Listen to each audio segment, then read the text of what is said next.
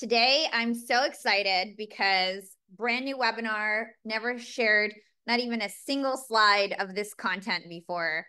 And we've got a new webinar. It's called Keep Your Sanity While Scaling, presented by BetterHelp. So shout out to our sponsors, BetterHelp. If you guys have been to any of my webinars before, you know that we take them really seriously. This is not like fluff. This is real content. I busted my butt creating this presentation for everybody and making sure that everybody would get immense value from it. So what are you going to do to really pay attention in the next hour and a half? How are you going to make sure you're paying attention? So are you going to put away your phone? I just put my phone on silent. Do you need to grab a snack? Do you need to shut out of your email, out of your Slack?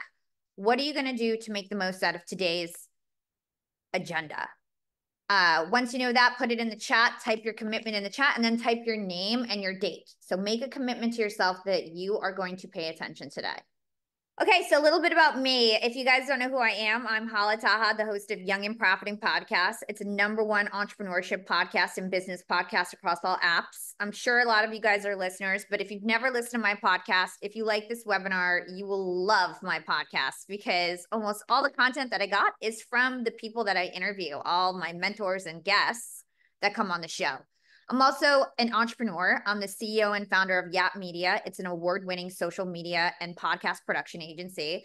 And I'm also a second-time founder. I founded the Yap Media Podcast Network, where I get sponsorships for huge podcasts in the business and self-improvement category, like Entrepreneurs on Fire, Amy Porterfield's podcast, Jenna Kutcher, Trent Shelton, Lori Harder.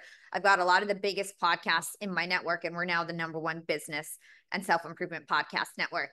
And lastly, I'm a LinkedIn influencer. So I teach a LinkedIn course. I'm really known for my LinkedIn presence. That's definitely one of my main channels aside from my podcast. So that's a little bit about me. And today we are covering a lot of content related to entrepreneurship and business. So I really tailored this towards entrepreneurs, solopreneurs, freelancers, because that's who tends to follow me and listen to my podcast. But corporate professionals and executives and students love my podcast too. And all the content that we have in today's presentation is totally relatable, whether you're a corporate professional or an entrepreneur. It's just really tailored towards entrepreneurship. And also it's going to be super relevant for anybody who has like ADHD or any sort of neurodiversity. And we're going to talk a little bit about that. It's a hot topic right now. So even if you don't fit in that category, it's good for you to know about that topic. Okay. So we're going to be talking a lot about entrepreneurship, neurodiversity, and then we're going to get into some super tactical strategies to increase your productivity, to increase your focus, to reduce your stress, reduce your anxiety, improve your relationships. And whether you're neurodiverse or neurotypical, all of that is going to be super relevant. Something that I mentioned earlier is that this webinar is an hour and a half. The last 30 minutes is like jam-packed with like exercises and really amazing content. The whole thing is amazing. And it's going to be super valuable. And I'd love for you guys to give me feedback as I'm going through it, because it's the first time that I'm doing it with everyone. But I would really love if everybody could hang on, because I want you guys to do the exercises at the end, and it kind of just brings everything together. Okay. All right. So let's get started with a mental health check-in. We're going to be doing a lot of interactivity in the chat. And so I want everybody to comment one word. How are you feeling right now? How are you feeling right now? How are you feeling? Comfortable, anxious, calm, enthusiastic, focused, present, cooked, comfortable. Good. All right. I'm glad a lot of you guys are excited. I see some of you guys are anxious. We're going to talk about strategies to reduce your anxiety and stuff. But it's good that most people are feeling happy, and that's great. All right. So before we get started, I did want to shout out our sponsor for today's webinar. This webinar is totally free. If you guys have been to my courses, some of them are, couple $1,000s to do a course with me. And so you guys are getting it totally free, and it's thanks to BetterHelp. So shout out to BetterHelp for being our sponsor. We're going to talk a bit about therapy later. I'm going to do a short demo on BetterHelp. I use BetterHelp for my therapy once a week. And so if you guys want to learn more about BetterHelp, I'd love for you guys to take this URL down, betterhelp.com/profiting, and you get 10% off your first month. Okay. So if you want to check out BetterHelp, it's betterhelp.com/profiting, and shout out to BetterHelp for making this presentation possible. All right, let's start off discussing the entrepreneurial mind. Okay, a little game here. What is the common denominator between all of these amazing entrepreneurs? So aside the fact that they're entrepreneurs, what do all these entrepreneurs have in common? Richard Branson, Elon Musk, Bill Gates, Barbara Corcoran, Jenna Kutcher, and Damon John.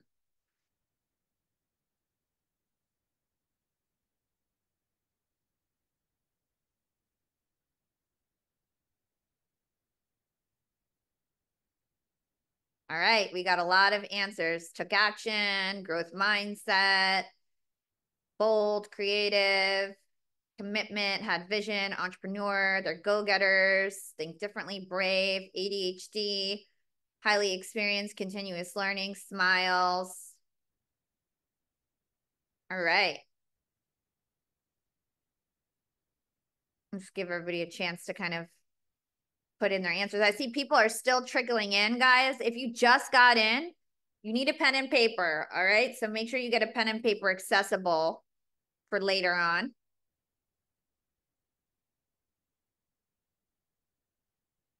Okay, we got a lot of answers. I didn't see the exact answer yet.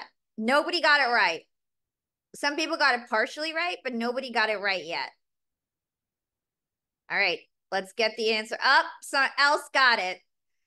They are all highly successful neurodivergent entrepreneurs with mental health conditions like ADHD, dyslexia, bipolar disorder, and or autism. And guys, some of the most successful entrepreneurs in the world were brought about by neurodivergent founders. This is like becoming more and more of a thing. As people do research on entrepreneurs, they're realizing that so many entrepreneurs have neurodivergence. So let me just go back to this slide really quick. And almost all of these guys have ADHD. The only one that doesn't have ADHD is Elon Musk. Elon Musk and Bill Gates have Asperger's, which is a type of autism. Richard Branson and Barbara Corcoran have ADHD and dyslexia. Okay, so entrepreneurs often have one neurodiversity or even more than one. Okay, so Aristotle has this great quote that no great mind has ever existed without a touch of madness. And so when you think about entrepreneurs, they're typically highly creative, right? Creativity is also associated with mental health conditions. A lot of famous artists had mental health conditions, okay? So love this quote because it's super relatable. And just to have the data back this up, almost half of entrepreneurs suffer from a mental health condition. So 49% of entrepreneurs have a mental health condition compared to non-entrepreneurs where just 32% of them have a mental health condition. Okay. So according to a study by researchers at the University of California, the types of mental health conditions that make up this 49% are ADD, ADHD, depression, anxiety, dyslexia, addiction, and bipolar disorder. Those are the primary conditions that a lot of entrepreneurs have. And if we break this down even further, this is another study. There's been many studies about this. And like I said, it's becoming like this trend that's starting to bubble up. 29% of entrepreneurs have ADHD compared to just 5% of the general population. 30% of entrepreneurs have depression compared to just 15% of the population. 11% of entrepreneurs have bipolar disorder compared to just 1%. And 12% of entrepreneurs have addiction compared to just 4%. Okay. So why do entrepreneurs have these mental health conditions? So when it comes to things like stress, anxiety, depression, addiction, a lot of it is just because they're an entrepreneur, right? It's hard being an entrepreneur. There's stress, there's uncertainty, you're working alone, there's social isolation, there's so much pressure for stakeholders and clients and, your board and whatever it is. And there's also barriers to mental health resources because a lot of us don't have insurance. If you're a freelancer or solopreneur, I just rolled out insurance to my company like 3 months ago. Like a lot of us don't have insurance yet because we're startups. And a lot of us are fusing our identity with our company. And we are our work. And so any sort of negative thing or failure that happens, we are really down on ourselves because we believe that we are our work and we have to work on creating identities outside of being an entrepreneur. And then the last one is really interesting. Our neurodiversity also makes us more likely to become entrepreneurs. We didn't necessarily fit into the mold of traditional corporate world. So for example, ADHD people are always late.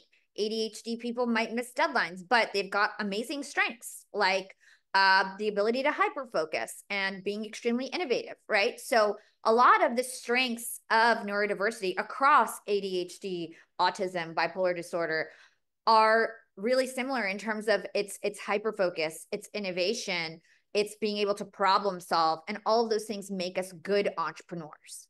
So a lot of us are just predisposed to become entrepreneurs eventually because we don't fit into corporate. Okay. So let's talk a little bit about, I've been throwing out the word neurodiversity. A lot of you guys may not have heard of this word yet. So let's talk about the difference between being neurotypical and the difference between being neurodiverse. So neurotypical refers to how a brain typically functions. And because it's the most common way for people to think, this is what shapes all of our cultural norms, our society. This is why everything is based on being an early bird, going to work 9 to 5. This is why being on time is just as important as the quality of work that you do when you work a job, right? Neurodivergence is really referring to the natural differences in brain function amongst individuals with autism, ADHD, dyslexia, and bipolar disorder. And the whole concept of neurodiversity is that people experience and interact with the world around them in many different ways. And there's really no one right way of thinking, learning, and behaving.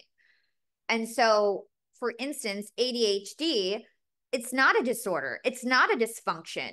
It is a unique way of thinking. It is a unique way of being. And there's lots of strengths that come about it. I wouldn't want it any other way. The reason why I'm such a successful entrepreneur with a company that's on track to make $10 million in 2024 is because of my ADHD superpowers. I'm proud to have it because I'm different, and that's okay. Okay. So, and there's no one right or wrong, of course. Neurotypical people are very successful. Neurodivergent people can be very successful. Everybody is, there's no right or wrong way of thinking. Do you think you are neurodivergent or neurotypical? Let us know in the chat.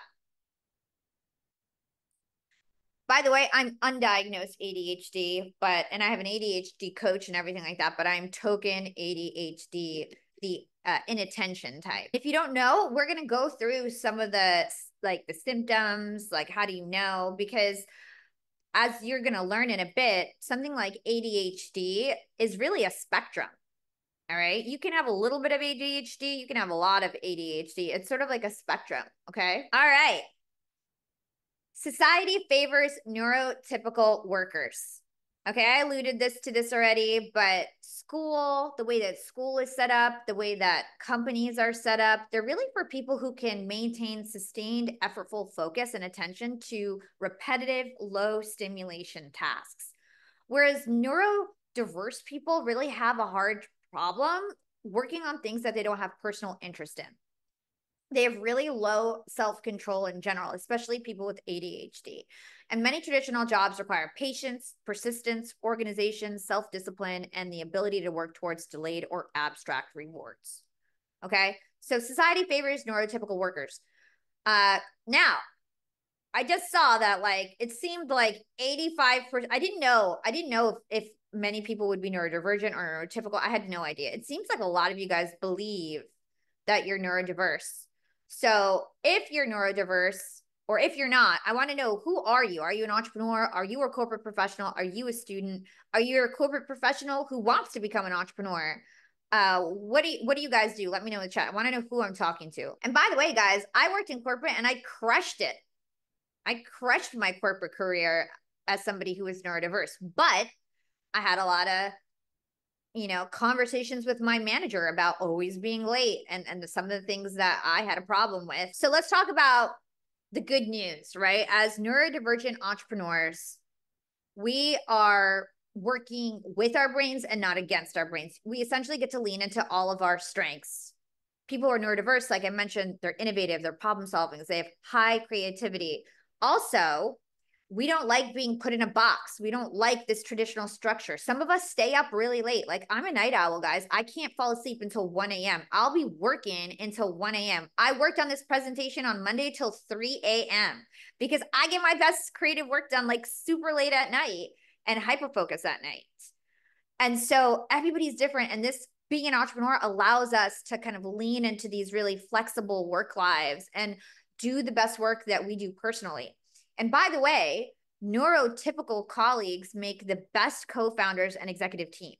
So even if you're neurotypical, that doesn't mean you can't be an entrepreneur. That might mean that you would team up with like an innovator like me and become a co-founder. So for example, Kate on the call is my business partner. I created the idea of Yap Media and innovated it. And now she helps me manage it and operates it. And I believe she's neurotypical and she has all the strengths that I don't have. And so we work as such a great team. Okay. So even if you're neurotypical, that doesn't mean you can't be an entrepreneur. It just means that you might not be the one inventing something or continually inventing something and problem solving, but you might be the one organizing and handling all the operations and the finances and things that neurodiverse people may not want to do. Okay. Or may not be good at. Okay, so let's talk about ADHD and entrepreneurship. Just some quick stats. People with ADHD are 60 to 80% more likely to have entrepreneurial intentions than others, and they're 2 times more likely to start a business. So cool that like it just happens to be what people with ADHD like end up doing. Okay, so we want autonomy, achievement, those kinds of things. So let's get into ADHD and entrepreneurship. All right. So what is ADHD? Just in case you guys don't know, it affects executive functioning, which is memory, attention, organization. These are typically the cognitive abilities needed to achieve goals. And there's 3 types of ADHD. There's the inattentive kind. That's when you have difficulty paying attention. You're forgetful. You're easily distracted. There's the hyperactive kind. You're fidgety, you're talkative, you're impatient. And then there's the combined kind. You have symptoms of both. So for example, I have the inattentive kind. Okay. Now, one thing I want to note is that ADHD, and this is becoming more and more of a common ideal, is that it's really a continuum. It's really a spectrum. People have like varying amounts of ADHD. I remember I talked to one of the most famous brain experts and psychologists in the world, Dr. Daniel Amen, on my podcast. And I asked him an ADHD question, and his response to me was, everyone has ADHD. It just depends how much you have it. Okay. And he's like an expert on ADHD. And that was like mind blowing for me because I was like, oh, that's so interesting because I've got a business partner, Jason, for example, who's kind of like a mix of me and Kate. He's got like neurotypical things about him. And then he's got like a lot of stuff similar to me that's neurodiverse. And I never really knew what he was. And it makes sense because it's all a spectrum. You might be like you might have some qualities, a little bit of ADHD. And there's other mental conditions that are like this too, like anxiety, depression. It's all sort of like a spectrum. How much are you deviated from the norm, you know? So ADHD is not really a thing that you have or don't have. That's becoming more and more of a common thought out there. So ADHD in the workplace, poor time management skills. This is why we don't fit in corporate. Chronic lateness, missed deadlines, difficulty completing mundane, repetitive tasks that are not of personal interest. What happens if you try to do a repetitive task is you keep multitasking because you're just bored, you get distracted. Also, difficulty with relationships, which we're going to talk about later. Difficulty getting along with managers and colleagues sometimes because you have emotional outbursts. It's really hard to control your emotions when you have ADHD, okay? So here are some signs that you have ADHD based on the 2 different kinds. So hyperactive is you fidget, excessive talking, you interrupt others, you have lack of impulse control.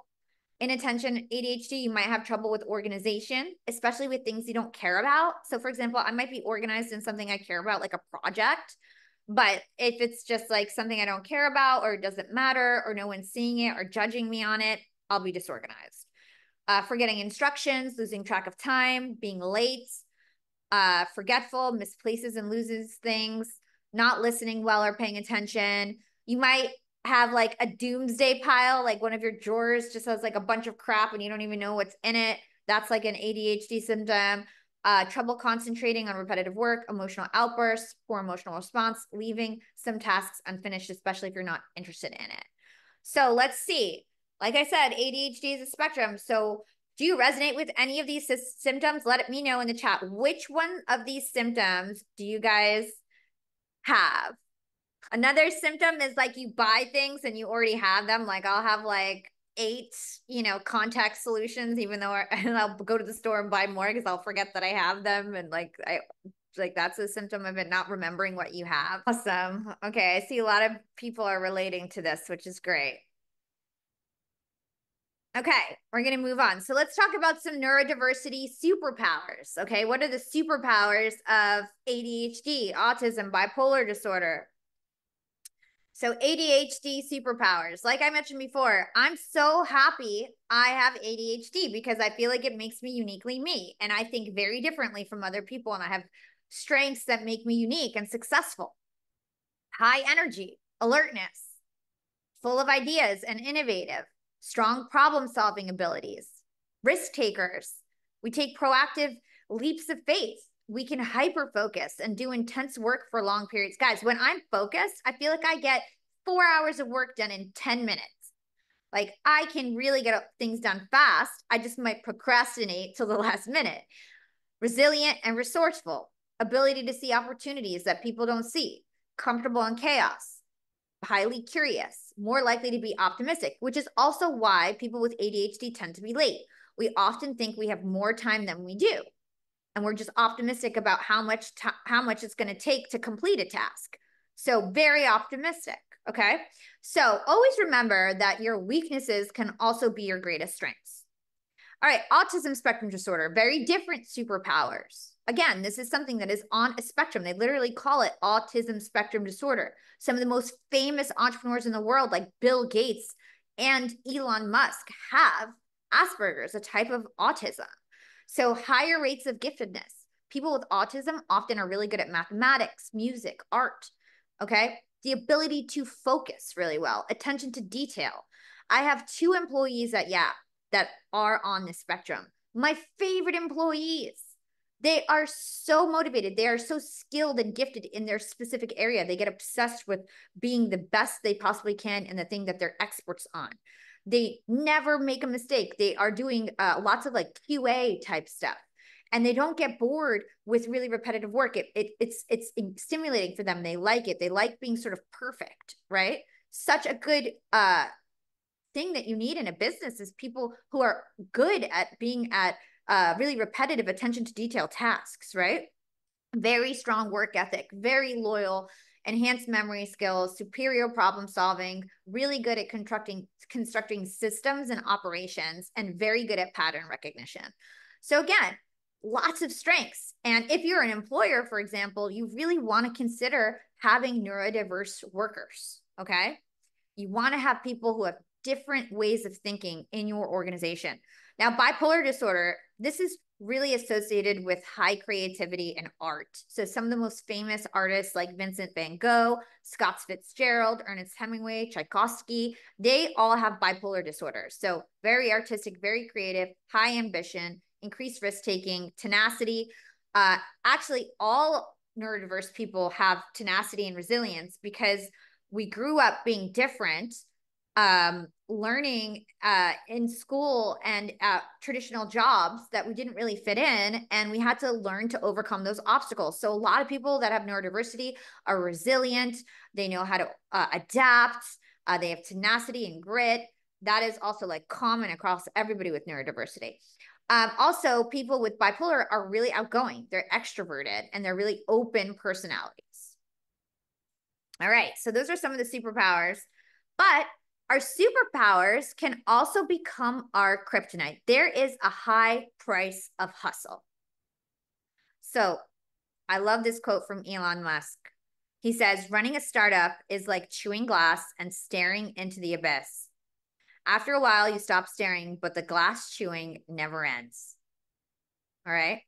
What does this quote mean to you? What do you think Elon means by this quote? I want you guys to tell me, what do you think this means? Let's break it down.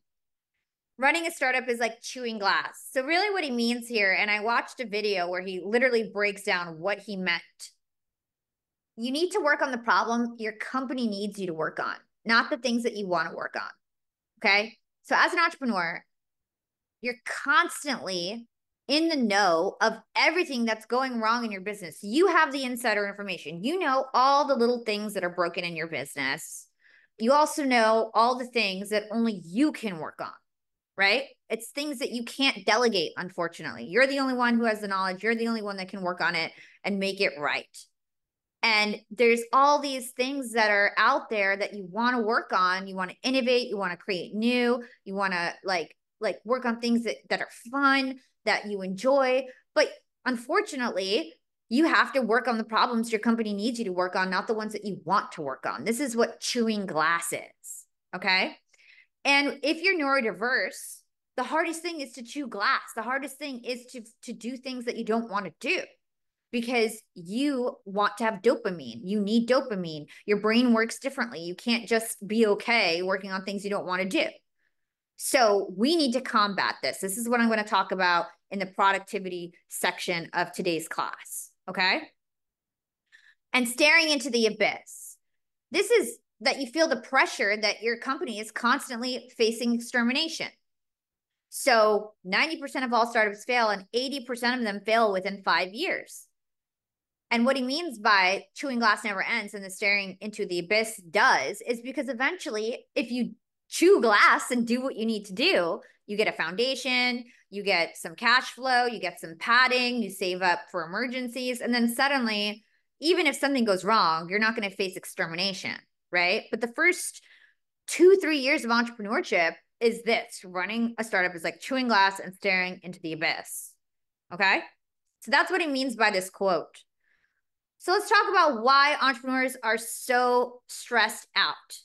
Entrepreneurship is full with uncertainty and unpredictability, market dynamics, financial instability. You always need to innovate. There's so much pressure, constant decision-making, risk-taking, and responsibility for clients, employees, and stakeholders. So Sam Altman has this awesome quote. He says, founders end up with a lot of weight on their shoulders, their employees, their families, their customers, their investors.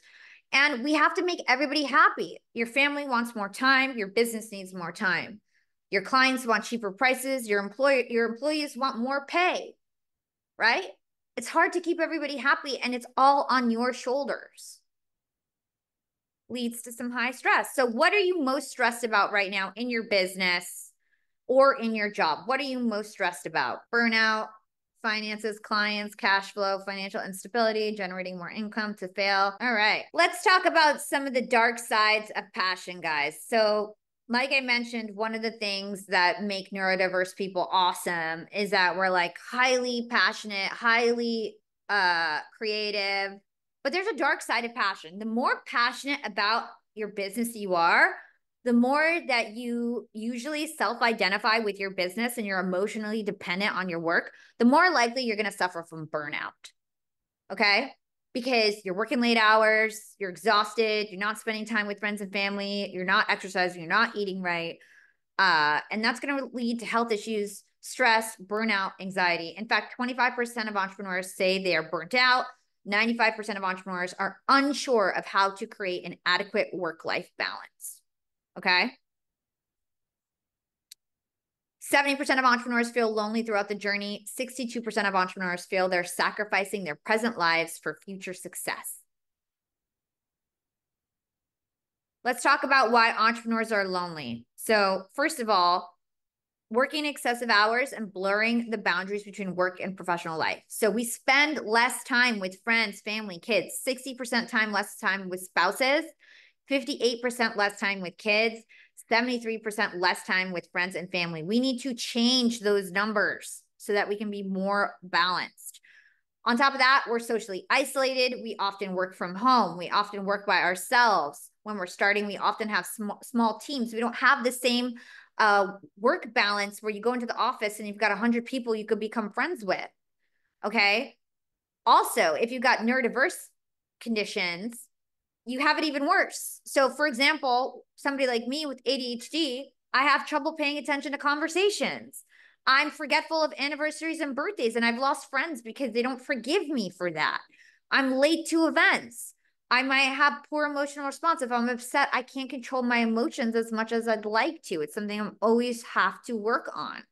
Okay. And so that causes issues in relationships. People end up thinking that you're careless.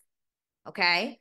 Autism, bipolar disorder also has negative impacts on relationships. They have their own things that happen. Okay. Bipolar disorder, they get into like these really bad moods. And so it's confusing for people that they have relationships with because they have totally different moods depending on how they're feeling. Okay. So knowing all this, how do we maximize our potential? How do we maximize our productivity? How do we maximize our relationships? How do we maximize our mental health? First of all, we've got to address the root causes. Okay. So I'm just going to be really blunt right now. Let's talk about the top 20 reasons that startup fails. No market need, running out of cash, not the right team, getting outcompeted, pricing cost issues, user unfriendly product without business model, poor marketing, and so on. Okay. So these are the top 20 reasons, but let's laser in on the top 3 reasons. No market need, ran out of cash, not the right team. In fact, no market need is leading by a lot, 42%. The next one's at 30%. The next one's at 20%. And guess what? Everything is related to no market need. Okay?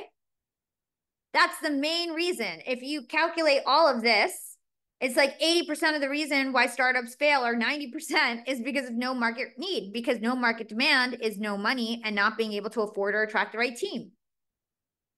And so off the bat, if you're an entrepreneur and you're not working on the right idea, you are setting yourself up for bad mental health, bad relationships, bad productivity, low self-esteem, all these things. You need to realize it's a dead horse and get off of it. And one of the biggest problems with not having the right idea is that usually the problem is too specific. There's no audience for you. Your target client's like finding a needle in a haystack. Nobody wants your offer. Something's wrong with your offer. And a lot of the reason is nobody wants it, right? Your offer is not desirable to an audience that you can find in mass. Okay. So off the bat, you got to work on the right idea and you got to be honest with yourself. Am I just working on the wrong idea right now? Is there something I could be doing with my skills and talents where it wouldn't be such an uphill battle to get clients and customers? Okay. Can I make it less specific so that more people want it? Another thing is that you want to make sure you pick a diverse team. So neurotypical and neurodiverse people make the perfect match. A lot of the times, if you're founding a company with others, it's like like-minded people because you guys are all friends. But you got to make sure that you're all different. Because if everybody is on the technical side, for example, nobody knows how to manage finances, create a business model, secure funding. You want a diverse team. And the other thing is, because entrepreneurship is a lonely journey, you might really want to think about having a co-founder, finding a partner that you can work with, and you guys have different strengths, right? It makes it more fun, less lonely. I got to say that I have so much fun being an entrepreneur because Kate and Jason, my business partners, are literally my best friends. Like, I have so much fun with them. And I feel like compared to other entrepreneurs, I have like a really full life because I'm basically working with partners that started as colleagues and now have become my best friends. So before you give away equity and make things permanent, make sure you actually enjoy the people's time. Okay. Because you'll be spending a lot of time with your co-founders. Okay. Let's talk about developing routines. Question for you all. How often are you speaking with others about your mental health? Let me know in the chat. I see a lot of nevers. Some people are saying weekly. Some people said always, but like almost everybody is saying never right now. Okay. All right, let me ask you another question. Why aren't you speaking to anyone about mental health? If you are, why are you? Like, why or why not? So we're going to get into routines, guys, and we're approaching the like midway through, and it's about to be super interactive. It's about to be tactical advice. You're going to get downloadables, worksheets, activities. Make sure you got a pen and paper. we're getting into like the interactive part of today's session. Okay. We're about halfway through here. So number one, we need to start some routines. Number one, you want to start therapy. Okay. So BetterHelp, I use BetterHelp. I'm going to take you into my BetterHelp dashboard and actually show you guys how I use it. And you guys should really think about starting weekly therapy sessions. If you want to be a better entrepreneur, if you want to be a better person, a better husband, boyfriend, dad, friend, therapy is where it's at. Okay. We always want to talk about our mental health, and especially as an entrepreneur, because as an entrepreneur, you have to like create this facade that everything's okay constantly, right? You can't even tell your business partners you're feeling down. You can't tell your employees how you're feeling. You need to have this confidence all the time. And it makes it really hard to kind of share what's going on to somebody in your life. But a mental health professional has, is somebody that you can talk to in confidence, in private, right? I saw a lot of you guys saying like it's nobody's business, for example, right? So you want to make speaking with a mental health professional a regular weekly habit. So for example, I have a therapist, Blair. I meet her every single Sunday, no excuses. Okay. So you can talk about your fears, your stressors without any repercussions. You can go to betterhelp.com/profiting, get 10% off your first month. BetterHelp is sponsoring this webinar. So shout out to them. So how does therapy help entrepreneurs? Non-judgmental space to discuss your worries, broadens up your perspective and understands whatever role you're in is going on. So sometimes when we're so upset about something, we can't really see the facts. We can't really understand the bigger picture. Also, integrating lessons learned from failures. Your therapist starts to get to know you, starts and knows your stories. They're writing notes. And so they can remind you like, hey, this happened before. Is this some sort of a pattern that you need to work through? Helping you handle emotions, helping you handle conflict, and avoiding burnout. Because as entrepreneurs, it's often always about doing something for somebody else, doing something for your employees, doing something for your clients. This is an hour out of the week that is all about you. Your company will benefit if you take care of yourself. Okay. So BetterHelp is awesome because it's professional, it's affordable, convenient, and effective. Number one, it is so much more affordable than any other therapy that I've ever done. And I have to say that I tried therapy like 4 years ago, and it was maybe 4 times as expensive. And I remember I'd always feel like thinking about like, oh, like how much money I'm spending on this, and like, is it even worth it or whatever. I never have those thoughts anymore because it is so affordable. It is worth its weight in gold. And it's the best therapist I've ever had. I feel like because BetterHelp has such a great company culture, they've got therapists that like actually want to be there. It's not a therapist that only has like 4 clients, which is kind of what I had before. And it just made me feel like they just wanted to keep me as a client. Like I don't feel like a client to this therapist. I feel like their job is to be a therapist, and they've got lots of like if I don't want to do therapy with them, there's somebody else who's going to do therapy with them. So it's not about like keeping me on as a client. It's like actually caring about my mental health. It's way different than any other therapy that I've ever had. And best therapist by far. They must be giving like really good training and things like that. It's also super convenient.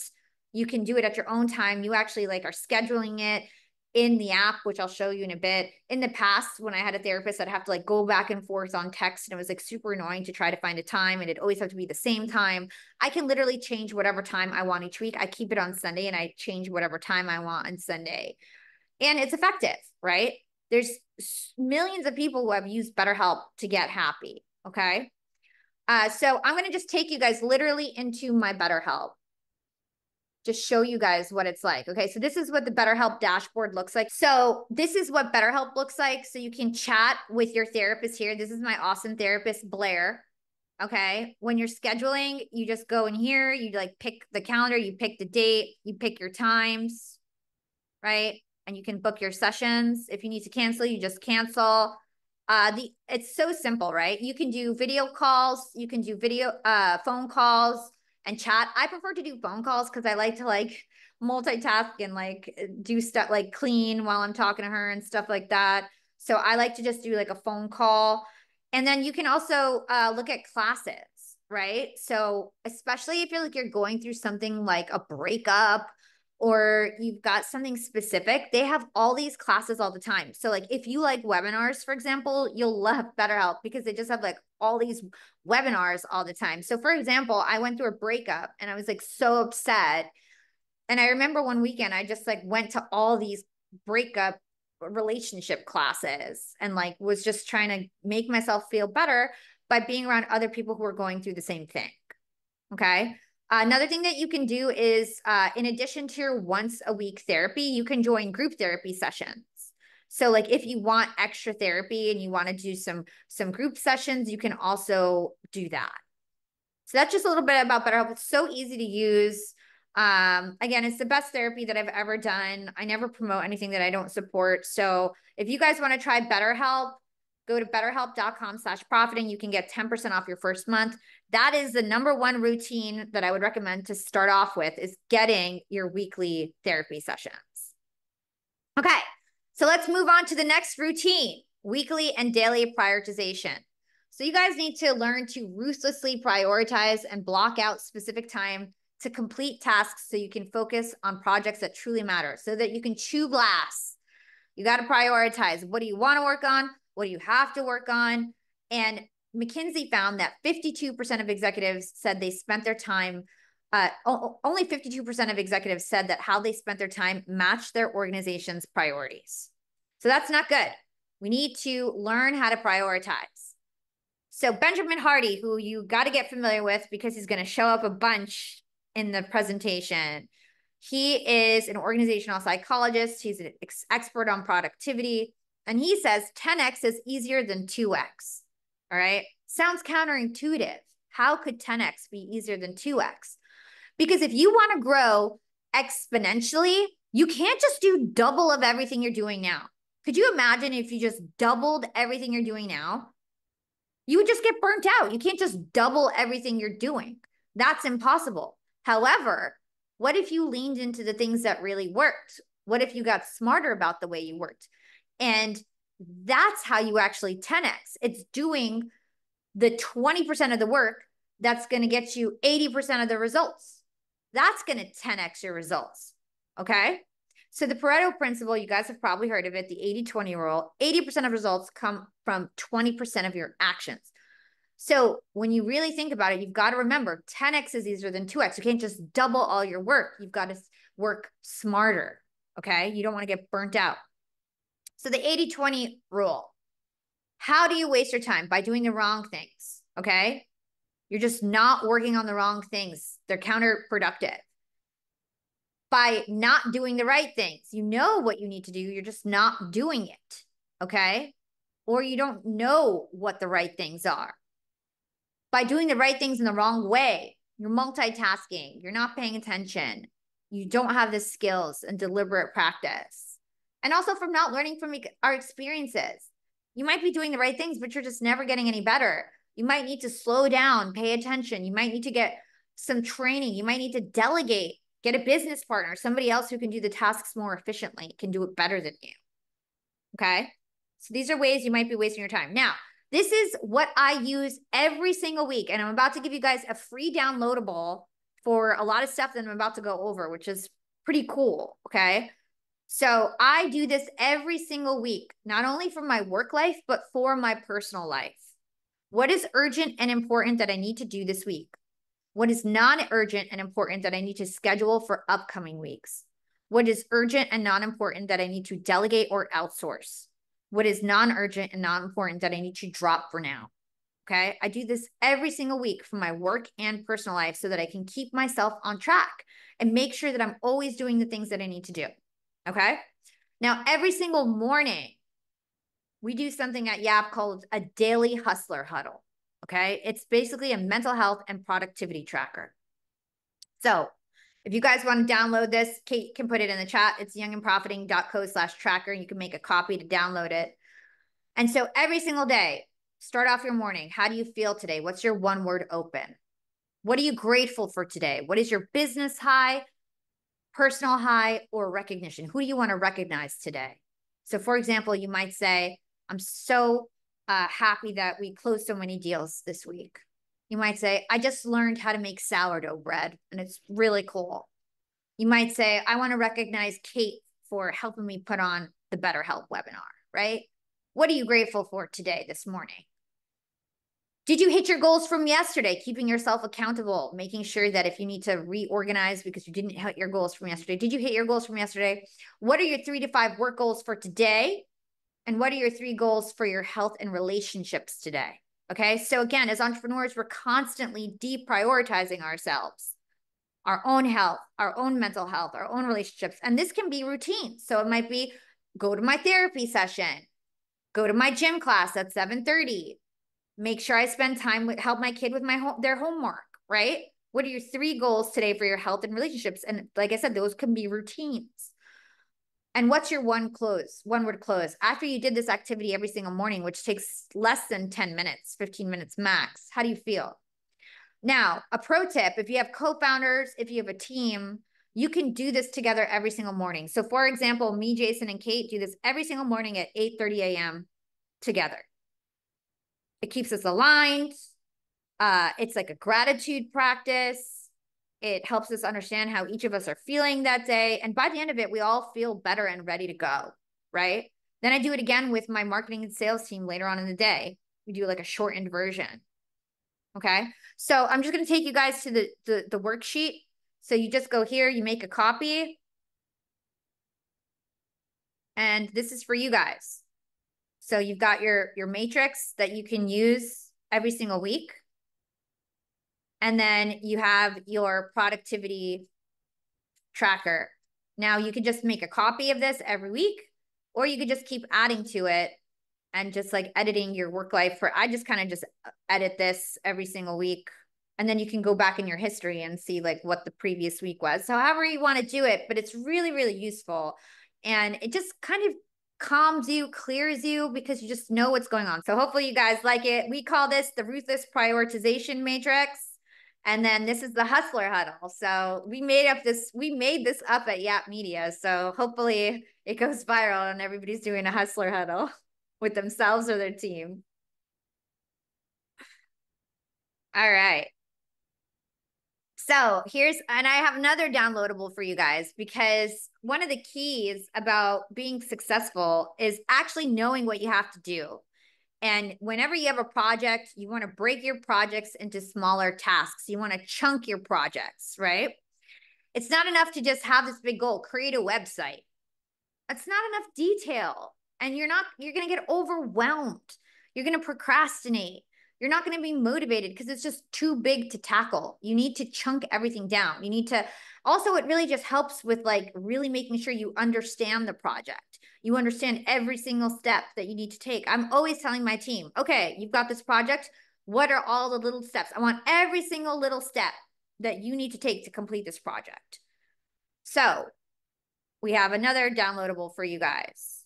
Kate, if you can share the links, please. I think Kate's been sharing the links, but you guys are just typing really fast.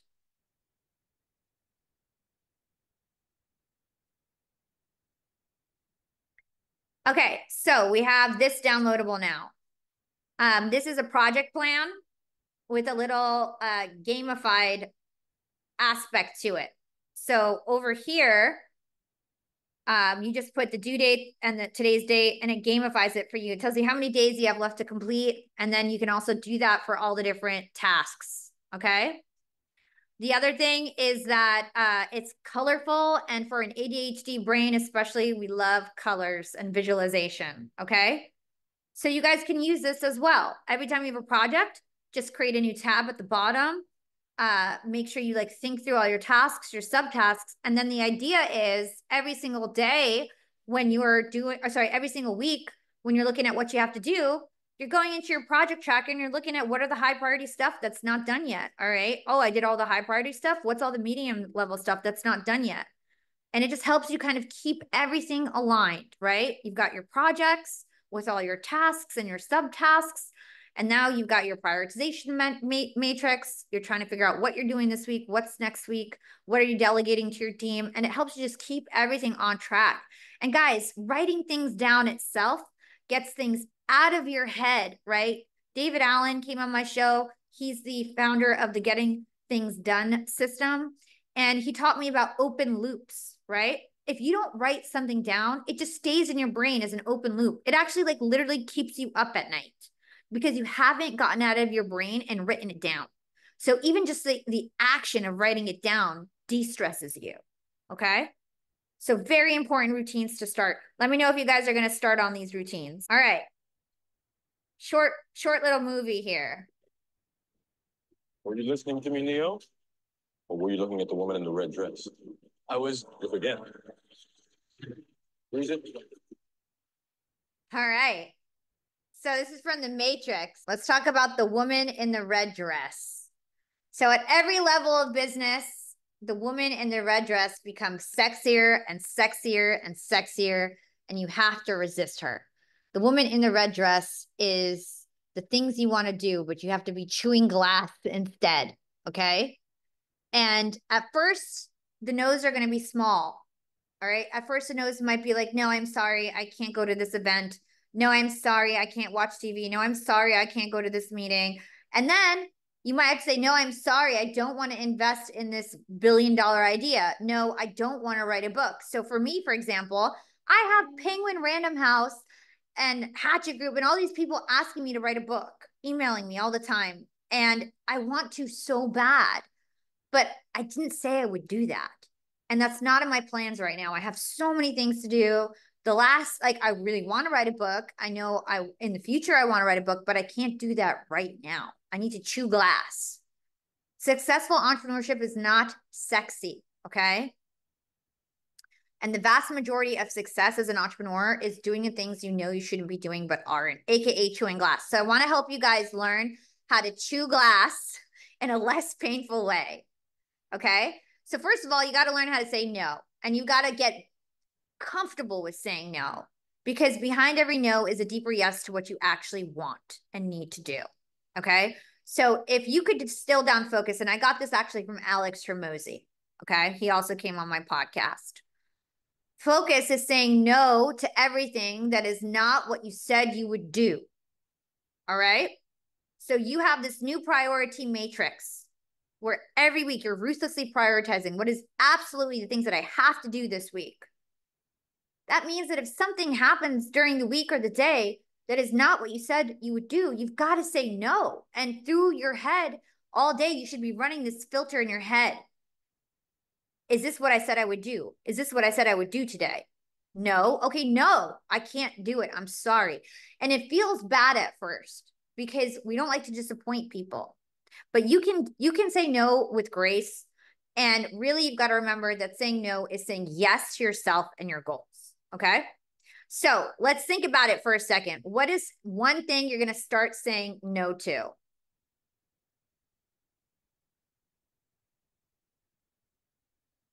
Saying no to parties, gambling, weed, junk food, alcohol, endless scrolling, distractions, doom scrolling. All right. Let's get into productivity hacks. All right. Stephen Kotler's flow state. So I have a whole episode on this, and at the end of this, I give you guys some continued episodes for your learning. All right. But the net of flow state is you need to block off and schedule 90 to 120 minute chunks of time for uninterrupted time to complete your high priority tasks. Okay. So it's very important to block off 90 to 120 minutes a day to do those things that you said in your priority matrix that you need to get done today. And ideally, you want to batch similar things together. The other thing is you want to turn off distractions, right? Turn off your phone, tell your friends and family that you're unavailable. If you work from home, close your door, get focused, right? Another tip, Jason, my business partner, does, he puts earplugs in his ear. And that makes him pay attention more, because even things like birds chirping can distract you, right? When you're in a flow state, motivation, productivity, and grit increases 500% above baseline. Creative decision-making spikes between 400 and 700%. You can only get into flow if you're not distracted for 90 to 120 minute chunks of time. So you have to do everything to cut off distractions. Now, you want to task batch your calendar. You want to schedule everything, okay? Now, I know this seems ridiculous. When I first came across this idea, my friend Tim, who co-founded the company with me, did this. And I thought it was freaking insane. I thought he was insane for doing this. Now I do it and I'll never go back. And it is the best way to make sure that you have time for yourself, your friends, your health, your business, and so that you actually do what you said you would do. You've got to schedule it all. It's not just for meetings. A lot of people treat their calendar like it's just for meetings. Calendars are not just for meetings. Schedule everything on there, your flow time, your personal time. And the thing is that you can't multitask. Multitasking is not a thing. Multitasking is the myth. Okay. No such thing. It's not, it's when you say you multitask, I think like, oh, that means you don't get your work done. Like that's not something to brag about. Multitasking leads to a 40% drop in productivity, 50% more errors. People who are interrupted and have to switch back takes 50% longer. Every time you get interrupted, it will take you 20 minutes to get back in the zone. Okay. So I put all my meetings. This is literally my calendar from like, I think Tuesday. I schedule everything. So I have some meetings. I take a shower at the same time every day and I eat at the same time every day. I have over here, I had a block of flow time to work on this presentation. I have some time to check my email Slack. I'm scheduling time to eat, to record my commercials, to exercise, to work on my charity project, to check dating apps because I'm single right now, right? So I am doing things to schedule my time to make sure that I have time for everything I need to do so that I can become who I want to become in the future. And we're going to get to that in a bit. If you don't schedule the time to do the things you need to do, you'll never become the future you that you want to become. Okay? So schedule everything. Some of the things you might want to schedule is times to eat, times to shower, times to check email and Slack, time to get into flow, time to spend with family, social media, news, meditation, bedtime, TV, entertainment. I don't watch TV, but if you guys have to watch TV, schedule it. Weekly prioritization, right? Usually it's Friday or Monday. Spending time with your extended family, spending time with your spouse, date night, adventure time with kids, time for therapy, time for personal growth, time to spend on a hobby or charity, right? So you want to think about what are you scheduling daily? What are you scheduling weekly? Think about it. Actually plan out your days. And here's the thing, you don't have to be rigid. I change my routine like every month, every week, even sometimes. I'll change like one thing around. You can change it up, but put what you need to do down in a schedule and stick by your schedule. Okay. Okay. So another technique to help you chew glass. Okay. And this is my modified version of the Pomodoro technique. So I changed this to add a reward. This is what I do to myself to get to my work done. All right. So you choose a single task to focus on. All right. Then you decide on a reward you'll give yourself for doing it. So for example, I might say, I'm going to work on this BetterHelp presentation for 45 minutes. And when I'm done with it, I'm going to have half of an ice cream sandwich. I love ice cream sandwiches, right? So, and I tell myself, I can't have an ice cream sandwich until I finish this 45-minute chunk. Okay. So I set a timer. You can get a visual timer. I'll actually go grab what mine looks like. Okay. You get this on Amazon for $20. It's visual. It makes the noise when it's done. You can also just use your timer on your phone. I did that for a long time. You work on the task until the timer rings. And then once it rings, you take a 2 to 5 minute break with a reward. That's the thing that I changed. In the past, it's just like the regular Pomodoro technique has no reward. I added a reward to kind of gamify it for myself. Okay. Then you take a 2 to 5 minute break, you take your reward, and then you start the timer over again and you're still in flow. Okay. If you do this 3-4 times, then you're going to take a bigger break, so 15 to 30 minute break. Okay. So that's the Pomodoro technique. Something else I want to talk about is the times to get our work done. All right. So Daniel Pink breaks down the 3 stages in the day for most people if you're an early bird. So peak, our mood rises in the morning, best for analytical work. Truff, our mood declines in the early mid-afternoon, best for administrative work. So this is why people need like a coffee at 3 p.m. or 2 p.m., right? If you ever need like a caffeine boost, it's because typically if you wake up early in the morning, you feel really tired at this point. And then you get a surge of energy in the evening. And that's best for creative work, 4 or 5 p.m. Okay. So if you're an early bird, these are your stages. But not of all of us are early birds, and especially neurodiverse people. Like, for example, I'm a night owl. Okay. Sometimes I have to be forced to be a third bird, but I'm a night owl. So there's 3 types of birds, and we're going to find out what bird we are. There's the lark, a third bird, or an owl. And it's all based on your chronotype or your circadian rhythm. So a lark is a morning person, an owl is an evening person, and a third bird is somewhere in the middle. So Kate's going to drop this link in the chat. It's youngandprofiting.co/bird. It's a BuzzFeed quiz that literally takes 2 minutes to do, 3 minutes to do. And I want you guys to right now find out if you're a lark or an owl. So it's going to give you 2 scores for lark and owl. If you score 80% on lark or owl, that's your type. If you have more of a balance, you are a third bird. To let me know you're done in the chat, write it in the chat, okay? So again, take the quiz, youngandprofiting.co/bird. Take a few minutes. And if you score 80% on lark or owl, that is your type. If you have more of a balance, you are a third bird.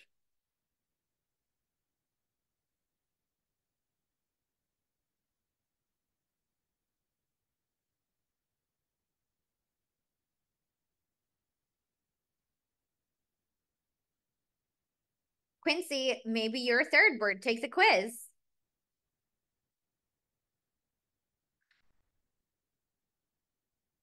Guys, we're running over, so I'm going to try my best. I'm going to just continue on. I hope you guys can stay and participate.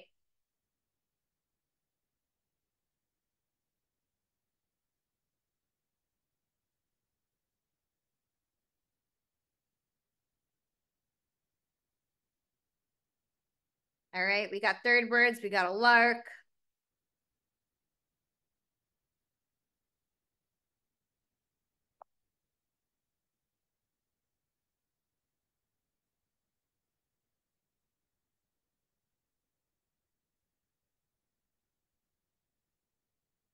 All right, cool. We're going to keep it moving, guys. So you guys already told me you're a third bird or a lark. So this is something you could just take a screenshot of really quick. Take a screenshot.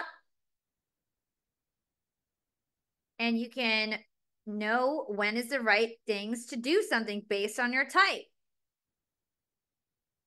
All right, take a screenshot of this, save it later, print it out. So if you're a night owl, you're going to be doing analytical tasks in the evening, whereas your lark, it's the early morning. Admin tasks are mid-afternoon for everyone. Creative tasks, owls do well in the morning. And I tried this and it really works. Like, I'm so creative in the morning. Making impression, everybody's got to do it in the morning. Sorry, owls. Making a decision, late afternoon, evening for owls, because we're not alert in the morning, right? So we already went over lark. Take a screenshot. Now you have it. Okay, let's talk about temptation bundling. You guys ready to move on, or are you guys still taking the quiz?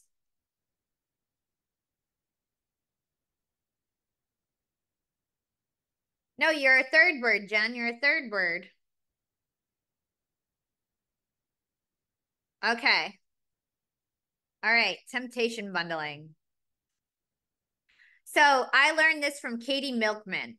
And she says temptation bundling is when you pair something you don't like to do with something that you love to do.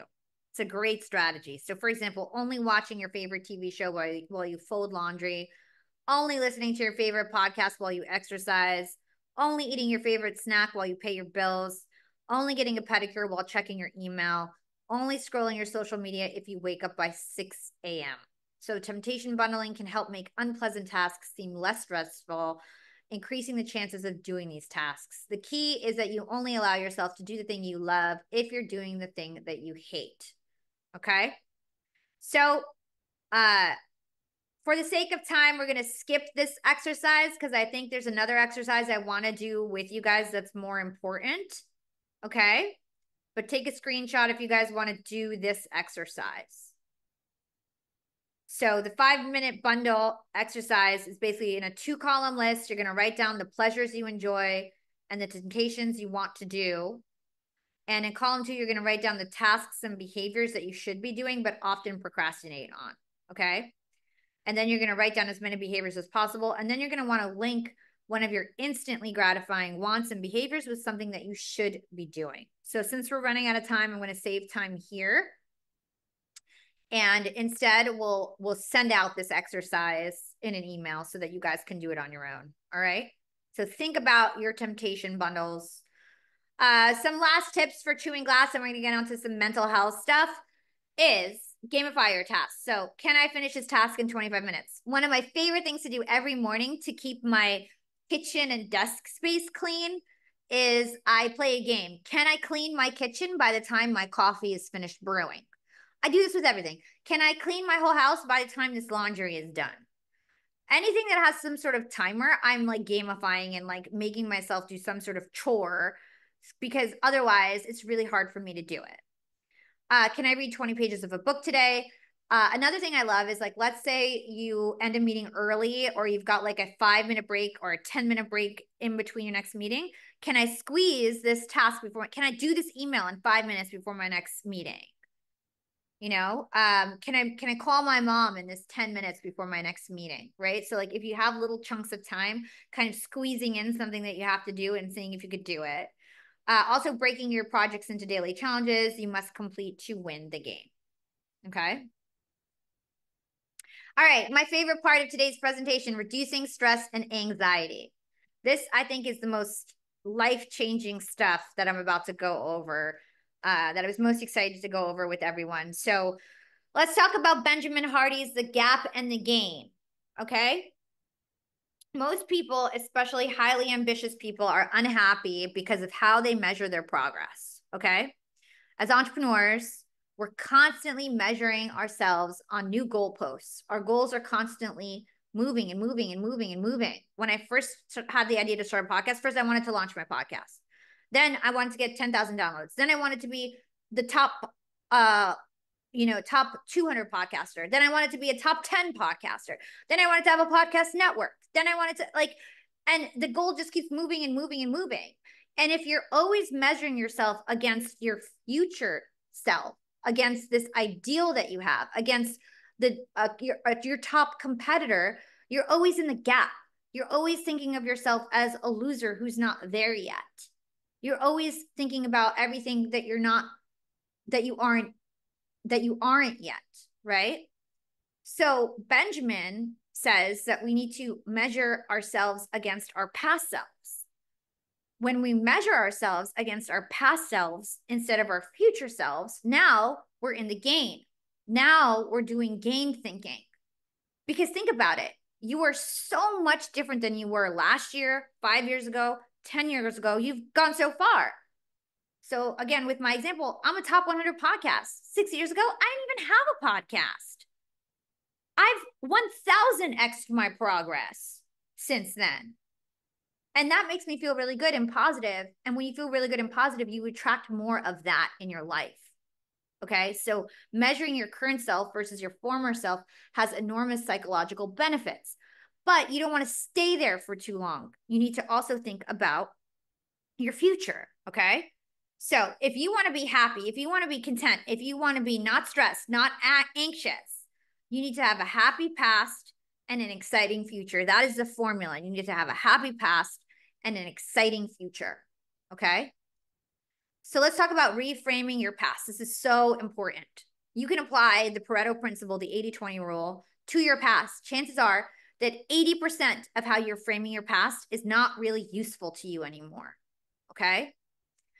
Your memory and the narrative of your past is actually not fixed. It's constantly under revision. And I talked to Layla Hermosi, and she mentioned that a lot of your own memories aren't even reality. Like, they've done studies where people don't even remember reality correctly. Okay. And your past is basically like a story that you tell yourself that you decided is the story, but you can change that story, because your past determines how you feel and your self-esteem in the present. Okay. So you constantly want to be looking at the past with a gain mindset. You want to try to reframe your past and frame it positively. How did you grow? How did you learn? Okay. The other thing you want to think about is that you are not your past self. This to me, Benjamin taught me this, and this to me was like mind blowing. Like I couldn't stop thinking about this because it's so true. Like you are literally not even the person you were 10 minutes ago, not even the person you were yesterday, not the person you were last week, not the person you were last year. You have different experiences, you have different perspectives, you've learned new things, right? You are not your past self. You made a mistake 10 years ago, you are not that person anymore. Okay? Somebody hurt you, somebody broke up with you, somebody did you wrong. They're not that same person anymore. So who are you even mad at? Who do you resent? They don't exist anymore. Right? The past doesn't even exist. Right? And it's up to you to think about what your past is. How do you grow from it? I'll give you guys a quick story. When I was like 22, I got fired from an internship that I had at a radio station where I worked for free for 3 years. And when I first started getting interviewed on podcasts, I get asked about this. And I used to tell this story about how I worked for Angie Martinez. She kind of like abused me. She was really tough. She never paid me $1. Then she fired me. She blackballed me from the industry. She tried to crush my dreams. And I used to tell this story. And when I talked to Benjamin, I realized, like, why am I still telling this story? Like, this story does not serve me. And if I can look at this maturely, maybe I wasn't ready for the job. Maybe there was something wrong with me that Angie saw. Angie taught me so much. The whole reason why I'm so good at radio and production now is all the skills that I learned from that experience. Maybe she thought I was ungrateful. And how much have I changed since then? I'm not even that same person. Angie's not even that same person anymore. So why am I telling this story and making myself feel like a victim and attracting more of this victimhood in my life? Right? So I stopped telling that story. Okay. So a positive past sets you up for a positive future. I want you guys to think about, what is a negative story you tell about your past that you will start to reframe? Okay. All right. So last thing we talked about, well, not last thing, but we talked about past. Now we need to talk about future. So it's good to think about your past, reframe it, have a gain mindset, retell the negative stories that you have in your life, relearn the negative stories that you have about yourself so that you can feel positive in the present and be able to be somebody who you want to be in the future. Okay. So many people don't think about their future self. You assume you're going to be the same in 10, 20, or 30 years from now. I'm literally nothing like the person I was 10 years ago. Nothing like it. Nothing like, I'm a different person. You are going to be different than you think in 5, 10 years. You're going to be wildly different person than you think if you're intentional. Okay. So you need to remember, you're never your past self and you're always growing into your future self. So what does that mean? You need to get clear and connected with your future self. You need to decide who you want to be in the future. And then you need to use that vision of the future to guide and direct who you want to be. Okay. So one thing that we have as entrepreneurs is that we tend to define our future in only the context of entrepreneurship. Even I was just doing it right now. I was talking about being a podcaster and how like that was all I was, right? I'm not just a podcaster. I'm a best friend. I'm a sister. I'm a lover. There's a lot of things to me. I'm a workout addict. I have more things to me than just an entrepreneur. And it's the more things that make you well-rounded, that make it so if something happens in your business, you don't have stress, you don't have anxiety, because that's just one small aspect of your life. It's not everything. You need to start separating your identity from your business. And you need to realize that your work does not define you. And that means you need to decide who your future self is in work and outside of work. Okay. Who do you want to be? How do you want to become a well-rounded person? So this is the exercise I wanted us to have time for. So this is where you guys bring out your pen and paper. We're going to do it together. We're running at it. We're over time, but it seems like most of you guys here are ready. We got a lot of people still here. There's like 200 people still here.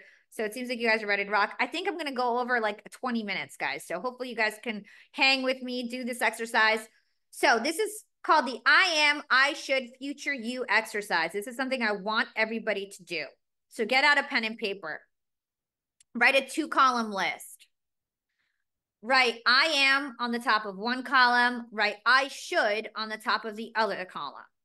All right? For the I am column, I want you guys to imagine yourself in 5 years. Write what you see about yourself, who you envision, who you want to be in 5 years in the I am column. So I am a loving dad. I am an amazing daughter. I am a talented painter. I am an accomplished skier. Whatever you want to be, you're going to write it in the I am column. Do that first. Once you've thought about who you want to be, and remember, don't just do things about work. Do things about your personal life, because we need to start to acknowledge the fact that we need to make time for relationships, make time for health and mental health. Okay? Then you're going to write, I should.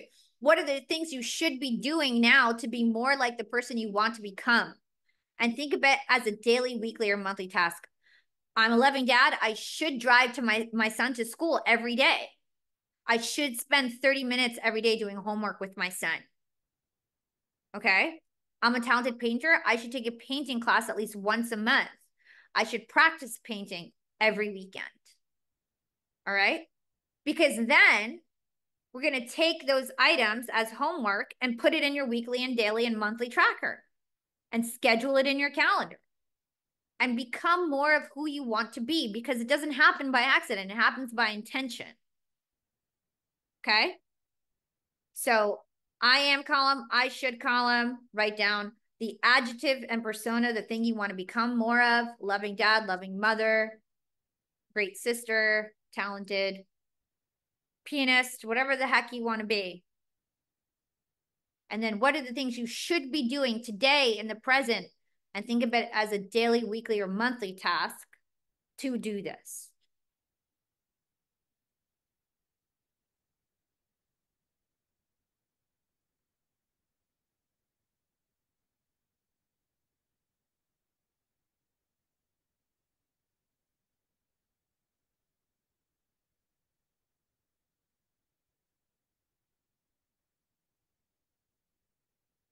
All right, so hopefully you guys started on this. You can continue it on as homework. I'm just going to move on to some next content so that we can get through it. We're going to talk about improving our relationships and anxiety. So really quick, we talked about the past. We talked about the future. Let's talk about our present, okay? So we also need to feel best in our present. And when things are going wrong, it can be hard to just like focus on your future self and ignore all the things that are going wrong. So one of the things you can do is practice self-distancing to reduce your anxiety in the moment. Okay. So Ethan Kross taught me about the Batman effect. So thinking about a superhero, which really is the future you. Who do you want to be in the future? How would future you handle this situation? If you were everything you wanted to be and you had all the strengths and you improved as a person, how would you handle the current moment? The other thing people say is to talk to yourself in the third person, talk to yourself like a best friend. Self-distancing gives you more space to think rationally, to think about the facts, and view a situation with less emotion, less passion, so that you can just think clearly, okay? So you might want to think about who's your superhero. So for example, Beyonce has Sasha Fierce so that she can go on stage and be sexy and be an entertainer, right? And it helps because it's not you that has to perform, it's Batman. Okay, so that's the Batman effect. Now, if you are struggling with stress and anxiety, you're a perfect candidate to get therapy with BetterHelp, okay? Not everything in life should be DIY. Therapy really helps with stress, anxiety, burnout, relationship stressors. It gets to the root cause of what's causing your stress. You really don't want to do mental health DIY. Okay, so this webinar was great, but it's not going to solve all your problems. So you might want to consider BetterHelp therapy, betterhelp.com/profiting. Kate will put the link in the chat. And now we're going to talk about improving relationships. Last section of today. Okay, so number one, Jordan Harbinger is one of my best friends. He's my mentor. And he taught me about digging the well before you're thirsty. Here's the thing with relationships. You need them. They're your greatest insurance. If your company shuts down, if you need a new job, if you need help, your network is how you get it. But the thing is, you can't just reach out to people when you need something. That's very transactional, and people won't want to help you. So that means you've got to continually nourish and nurture your relationships before you actually need them. So you want to grow your social capital by reaching out to people when you don't need them. One of the ways that Jordan provides value and is of service to his network is by introducing his contacts to one another. So he has this program constantly running in the back of his mind where he's identifying people's needs and finding somebody capable and trustworthy to help fulfill them. Okay. So if somebody tells him that, oh man, I wish I could figure out LinkedIn, he'll be like, oh, I got the perfect friend. Hala can help you. And he's always sending me these emails. Hey, I got this friend. He's interested in LinkedIn. Do you want an introduction? And he's doing these, it's called double opt-in intros, where he's asking me, do I want an intro? He's asking them if I want an intro. Then he's making an intro together. Because you don't want to necessarily put, especially if somebody's like famous or something, you don't want to put them on an email thread without letting them know. Okay. So also, people are more likely to help you if you keep in touch before you need their help. Again, if so, like you need a job, okay, and you've got like some contact that works at a Fortune 500 company, you haven't talked to him in 6 years. You go ask him for a job, he's gonna be like, "What the heck? I don't even know you. Like, why would I recommend you for this? I don't even know you." But if every 3 months you're reaching out, you're giving him a helpful article, you've made introductions to him, you've just asked him how he's doing, then, oh, that Hala girl, she's so sweet. She's awesome. Of course, I'll recommend you. No problem. You know? So you want to think through what are all your dormant contacts? Because right now, you probably don't need anything from them. Perfect time to make a list of your dormant contacts and reach out to them.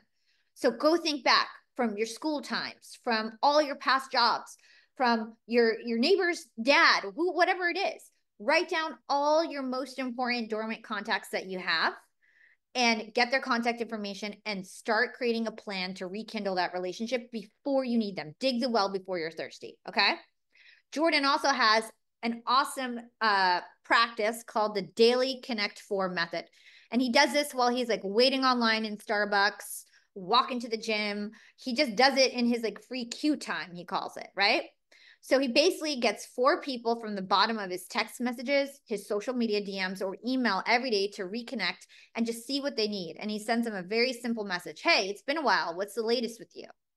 So that when they reply, it just kickstarts a conversation. It likely will lead to an organic opportunity to ask what they need to spot an opportunity to be of service. Okay. So this is called Connect 4. And now this is the last portion of today's session, and this is all about listening. Neurodiverse people, I think one of the, especially for ADHD, I think one of the things that hurts us in our relationships is our inability to listen properly, okay? And I think this impacts lots of people because we've just been trained to be selfish, and we as people like to talk about ourselves. But listening is always about the other person if you're really trying to deepen a connection and to make somebody basically like you more, okay? And want to spend time with you. And there's levels of listening. So there's inward listening, which is like the lowest level, which is basically like you hear what the other person says from your perspective and you relate it to your own experience. So your friend says, I really love Vietnamese food. And you're like, oh, me too. Or you say, oh, I never had it, but I like Thai food. Okay. That's inward listening. You hear what they say and immediately you're like, what's my experience about that? This form of listening helps us find commonalities and shared opinions. It's a key aspect of likability, but you're being very selfish in the conversation. You're not deepening your relationship. Okay. Outward listening is when you make it about the speaker and you relate to what you hear about what they said. Okay. So I really love Vietnamese food. Oh, really? What's your favorite place? Where do you like to eat it? Oh, really? I never had it. What's your favorite dish? Is it spicy? Is it not spicy? So you're asking them about their opinions and you're digging more about their interests and you're showing that you care about them because you're asking about them, and people love to talk about themselves. The last one is listening intuitively. So this entails not only focusing on the words a person says, but the tone of their voice, their body language, and even their energy. So Oh my God, Hala, I love Vietnamese food. Oh, you sound so excited about this. Have you, do you want to go to Vietnam or something? Right?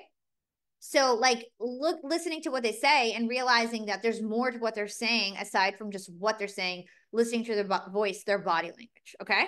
So these are the 3 levels of listening. You want to practice getting up the ladder, making sure you are doing at least inward listening, you are doing outward listening, and you're listening intuitively. Okay. So we're going to do one game to close this out, and we're going to find out what kind of listener are you. All right. So one last game to close this out, and then we are done with today's session. So what kind of listener are you? Rate the following listening scenarios from 1 to 10, with 1 being most like you and 10 being the least. All right. Let's get started. Rate yourself 1 to 10. Your coworker is telling you about how her boyfriend of 3 years abruptly dumped her the night before. You appear to be listening, nodding, smiling when appropriate, making those sad eyes when she tears up. You even interject the occasional, but in your mind, you're planning what to order for lunch. This is like so me. I'm like 10 all the way in this one.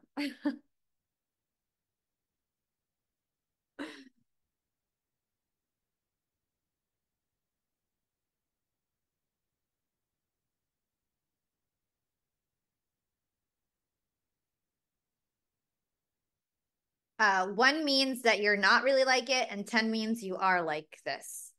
Like this reminds you of you.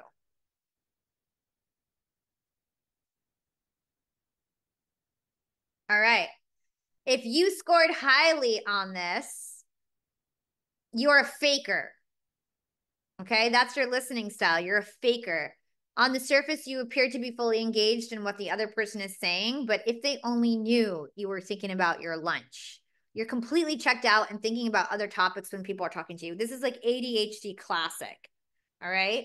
How to improve? You got to be engaged. You got to ask questions about what the other person is talking about. This will help keep you engaged and make the other person feel heard. The other tip that I got from my ADHD coach is actually staring people in the eyes and really looking at them in the eyes. And if you're on the phone, staring at yourself in the mirror because it makes you feel like you're looking at somebody else in the eyes. Okay. So ask questions, like make yourself pay attention, because your job is to do some outward listening, what we just learned about, to ask questions, to dig deeper, to keep yourself engaged, make the other person feel heard, make sure that you're actually paying attention. Okay. All right. Rate yourself 1 through 10.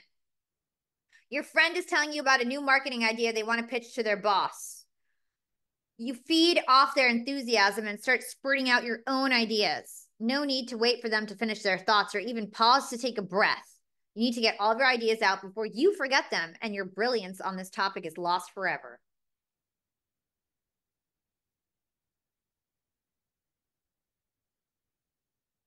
It's so funny how everyone's different, right? Some of these I'm like, I don't relate to at all. And then some of them I'm like, it's totally me.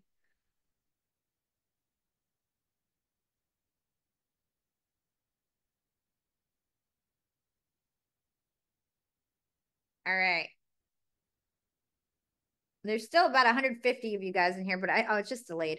Okay, the interrupter. So no need to wait for the other person to finish their sentence.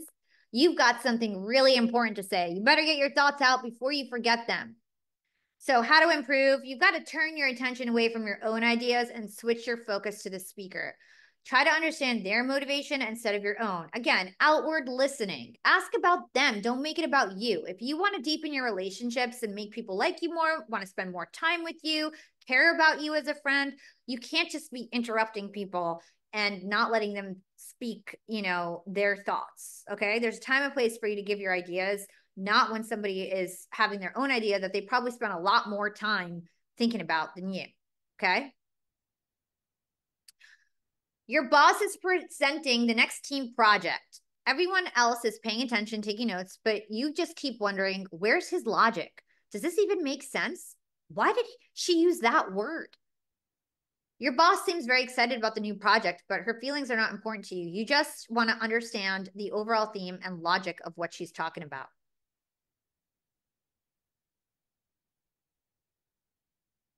It's funny. You guys for me, this is like 0. Like, I never do this.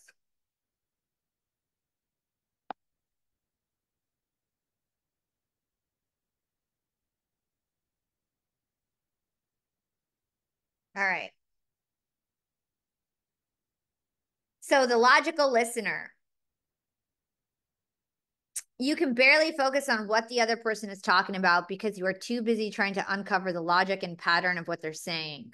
Where are they going with this, you ask? You often miss parts of the story because you're just searching for your logic. So you got to get out of your own head and connect with the speaker. Maybe offer a compliment, ask a personal question. Also practice remembering the information. It's okay to order it, but don't judge it. So just listen before you judge. Listen wholeheartedly before you judge. Okay. All right. Your significant other starts telling you about their crazy day at the office, but before long, you have hijacked the conversation. You had even a crazier day. You're sure of it. They won't mind you sharing your story. It's probably more interesting than their story anyway.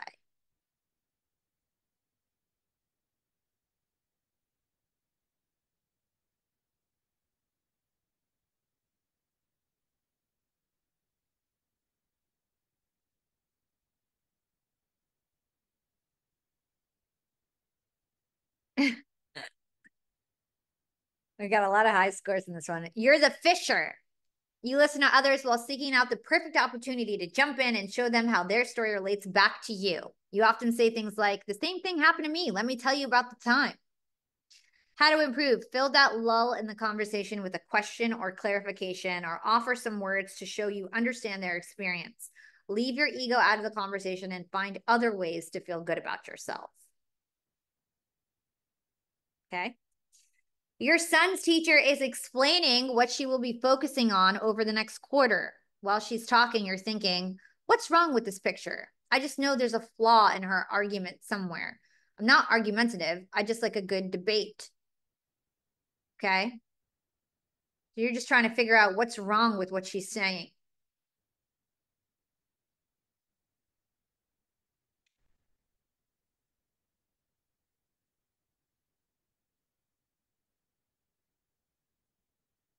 All right. If you scored high on this one, you are the rebuttal maker. You don't consider yourself argumentative, though you're always accused of being difficult. You have a knack for finding what's wrong with what other people are saying, and you feel obligated to let them know about it. Look for the why of what the speaker is talking about rather than the what's wrong, letting the conversation naturally run its course. Letting the conversation naturally run its course will ultimately yield the answer that you're looking for. Okay. This hopefully is eye-opening to make you think about, like, oh man, I really need to stop doing these bad habits, right? All right, last one. Your coworker confides in the way that they're considering leaving their job to travel for a few months, but they're not sure if it's a good time. This is an easy problem, you think. Actually, it's not even a problem. I can solve this for you in no time. By the end of the conversation, they'll be set straight and much happier.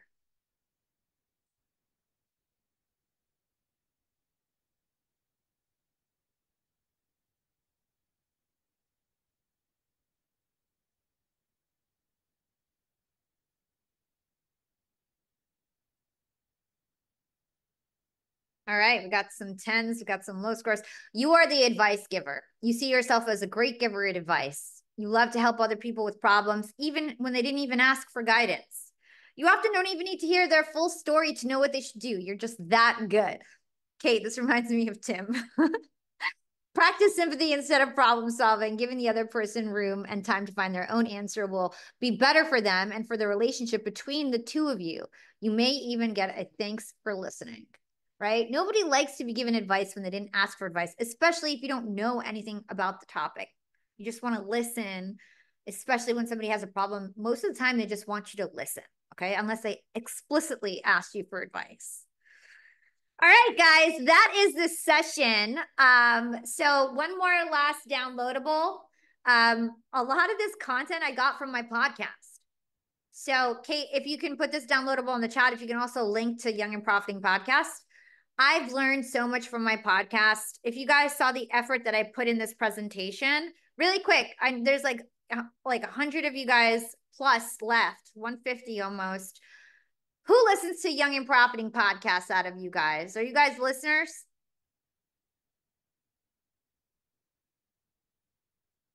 You guys got to check out my podcast, man. If you like this, this is what we talk about every day. Check out the Benjamin Hardy episodes. I feel like that was really, really relevant and it's so good. The Katie Milkman episode, Michelle Letterman, if you want to learn more about listening and likability and stuff. So I'd love for you guys to listen to my podcast every single week. If you guys thought this was transformative, this is what we talk about on the podcast. Okay. So again, if you guys just look up Young and Profiting on all the apps, if you guys want to thank me, write a review, a 5-star review on Apple. If you guys felt like, man, this was an awesome 2 hours with Hala, write me an Apple Podcast review. That'd be amazing. All right. And lastly, shout out to our sponsors. Okay. Consider therapy. Who here is going to consider BetterHelp? Who's going to consider BetterHelp, especially how awesome they are? They put out this presentation. Who's going to think about using BetterHelp? Weekly therapy, affordable, guys. There's no more affordable therapy. I've never had better therapy. I've never had a therapist that I liked until BetterHelp. Like, they've got amazing talent there.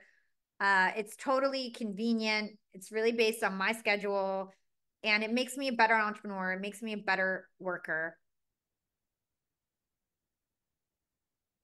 I love it, guys. Well, we're going to send out the replay. If you guys want to stay up to date to me, you could follow me on Instagram. You can follow me on LinkedIn. You can follow the podcast. Again, check out BetterHelp. They are the sponsors of today's presentation. Would not be happening without them. If you got value from this, you're definitely going to get value from having therapy, being able to talk to somebody one-on-one every single week. Make sure you avoid burnout. Have somebody to talk to that's not going to judge you. I love you guys. Thank you. I had so much fun with you guys today. Thank you guys all for this amazing session. Amazing, guys. Have a great day. I'm going to close out this session. Really appreciate you guys. Again, shout out to BetterHelp for sponsoring this. I hope you guys consider getting your therapy sessions weekly, putting that on your agenda, making it a thing. It is really affordable. It will make you money. You will be less stressed out and be more productive and be happier. It will make you money. Investing in yourself and your mental health is good for you. It's good for business. So I hope you guys consider that as well. All right, guys. Till next time. I hope to see you guys at the next webinar. Talk to everybody soon. Bye, all.